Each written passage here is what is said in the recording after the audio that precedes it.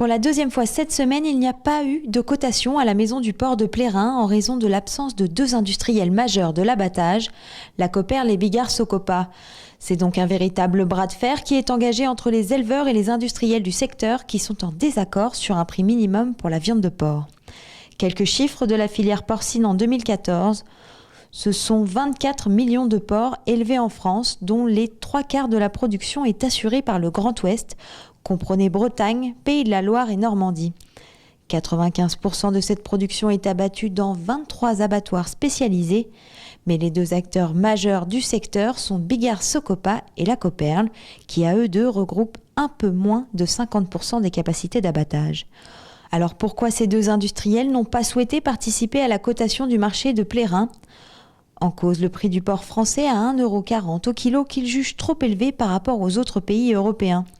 L'Espagne vend aujourd'hui à 1,25 € au kilo, l'Allemagne à 1,20 € et les Pays-Bas à 1,05 €. Le prix aujourd'hui atteint par le marché du porc à Plérin est un prix qui est un peu artificiel et qui est très nettement au-delà de la réalité économique du marché, c'est un prix politique, et les entreprises à ce niveau de prix ne sont plus capables de revaloriser les viandes de porc dans les différentes pièces et sur les différents marchés auxquels ils sont confrontés, notamment par rapport à la concurrence des Allemands, des Espagnols ou d'autres qui se situent à des prix qui sont entre 25 et 30 centimes en dessous du prix du porc français. Inévitablement, il faut redonner de la compétitivité et aux éleveurs et aux abatteurs, parce que sinon il y a eu, si vous voulez, un transfert de pertes entre les pertes des éleveurs. La perte des éleveurs s'est transférée aux abatteurs et aujourd'hui les deux maillons de la filière sont en difficulté, donc il faut absolument trouver des mesures structurelles pour rétablir un prix qui soit un prix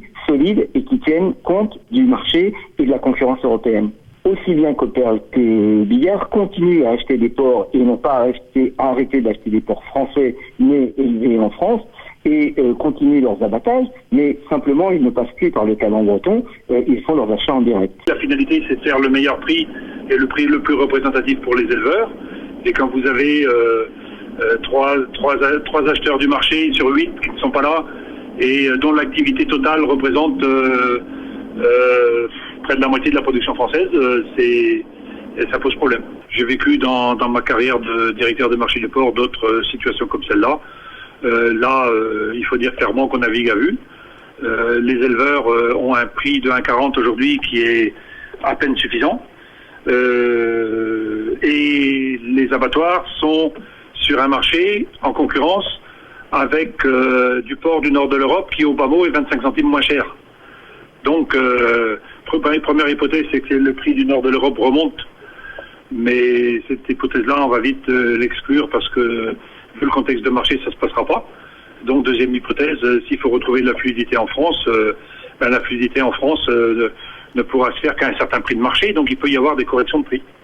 Si les cochons ne partent pas, c'est sûr que ça va être problématique dans le sens où c'est que il va falloir continuer à nourrir les animaux et donc on ne va pas les vendre, donc ça va nous coûter. Pour l'instant, on n'en est pas là parce que là on est dans une situation un petit peu d'attente. Mais c'est vrai que si début de semaine on ne retrouve pas un prix public, c'est vrai que ça peut partir dans quelque chose qu'on aurait du mal à maîtriser, quoi. Oui, on l'a vu venir depuis le mois de février. Depuis le mois de février, on alerte, au niveau syndical, on a mis une pression pour que tous ces problèmes soient résolus. Donc on a mis l'État devant ses responsabilités et voilà, on arrive aujourd'hui à une situation un petit peu de non-retour. Qui fait que voilà, c'est vrai que le ministre de l'Agriculture voulait mettre les gens devant ses responsabilités. On va mettre l'État aussi devant ses responsabilités en essayant qu'ils viennent à la table de négociation pour essayer de trouver des solutions ensemble. Parce que ce qu'il faut pas perdre de vue, c'est que si la filière s'en sortira, si nous restons solidaires.